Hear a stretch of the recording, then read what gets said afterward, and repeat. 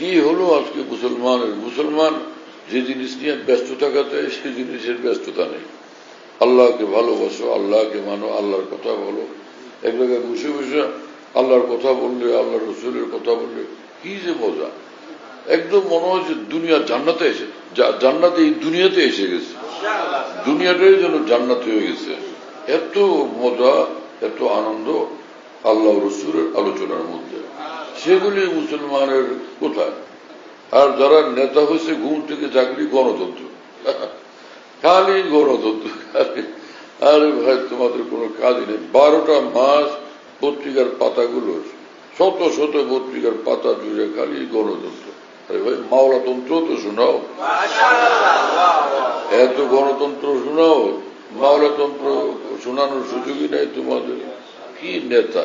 হ্যাঁ, যে মানুষ, সমাজের নেতৃবৃন্দ এমন লোকজন হওয়া উচিত যাদের আত্মা সুন্দর, চিন্তা সুন্দর, কথা সুন্দর, আখলাক চরিত্র সুন্দর, আচার আচরণ সুন্দর, যাতে এই সকল নেতৃবৃন্দের অনুসরণের দ্বারা এই সমাজের মানুষগুলো সুন্দর হইতে পারে। আর মানুষ সুন্দর হয় তখন যখন মানুষ আল্লাহকে ভালোবাসে, আল্লাহ পাকের আনুগত্যশীল হয়। কি কথা বুঝতেছেন?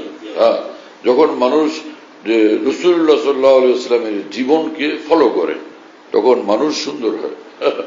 ইন্নাল্লাহ জামিল ইউহিব্বুল জামাল। রাসূলুল্লাহ সাল্লাল্লাহু আলাইহি ওয়াসাল্লাম বলেন, আল্লাহ নিজে সুন্দর, যে সুন্দর হয়ে থাকে সে আল্লাহ পাক সে সুন্দর থাকাকে পছন্দ করে। এক সাহাবী বলছিলেন, জি ইয়া রাসূলুল্লাহ, ভালো জুতা, ভালো পোশাক পরেছি, এটা কোনো অহংকার কিনা আবার? তো রাসূলুল্লাহ সাল্লাল্লাহু আলাইহি ওয়াসাল্লাম বলে যে, কি বলো এটা? ইন্নাল্লাহ জামিল ইউহিব্বুল জামাল। আল্লাহ পাক সুন্দর, সুন্দর থাকাকে তিনি পছন্দ করেন। অনেক মুসলমান আছে, মুখস্থ মুসলমান, অনেক পীরও আছে এরকম, যে এলেম কালাম তো সেরকম কিছু নাই, মুখস্থ পীর, কোন খোঁজ খবর নাই কোরআন হাদিসের কিতাবাদি।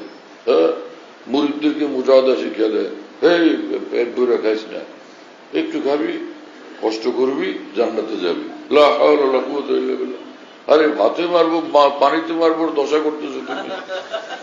এটা কি শত্রুকে বয়ান করতেছো নাকি তুমি? যে আল্লাহ তাআলা তো কোরআন শরীফে বলে দিয়েছেন, কুলু মিন রিজকি রাব্বিকুম ওয়াশকুরু লাহু। তোমার রবেরটা খাও, কারো বাপেরটা না। তোমার রবেরটা খাও আর তার শুকরগুজারি করো। হ্যাঁ, আল্লাহরটা খাও, আল্লাহর হয়ে থাকো। এবং এই সকল মানুষ জানে না। ওই এক হাদিস একটা কথা পড়ে, কোন সাহাবীর একটা ঘটনা পড়ে, বলে এই সাহাবীর জিন্দেগির নমুনা আমি ফলো করবো। আরে ভাই, সাহাবীর জিন্দেগির নমুনা এটা কোন জমানার নমুনা সেটাও তো দেখতে হবে। যে মক্কা থেকে তারা ঘর বাড়ি, টাকা পয়সা, ধন দৌলত, ব্যবসা বাণিজ্য সব ত্যাগ করে হিজরত করে যে মদিনায় আসছেন, কিছু নেই, একটা মানে এক কাপড়ে চলতেন। জুমার নামাজে যাবেন তো এখনো আসতেছেন না, সময় হয়ে গেছে, জুমার কাছাকাছি সময়, কি ব্যাপার?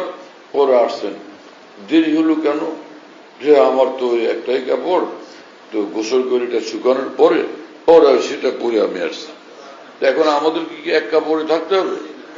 যে সাহাবীদের মহব্বত করি, সাহাবীদের নমুনা ফলো করবো, এই নমুনা ফলো করা তো কোনো দরকার নেই, কোনোই বিষয় না, বরং এটা কোন সুন্নত তরিকাই না। যে এটা তো বিপদের দিনের যে দায় থাকা বিষয় ছিল, অক্ষমতা অপারগতা ছিল সেই সময়ের বিষয় এটা, সেটা আপনি এখন ফলো করবেন কেন?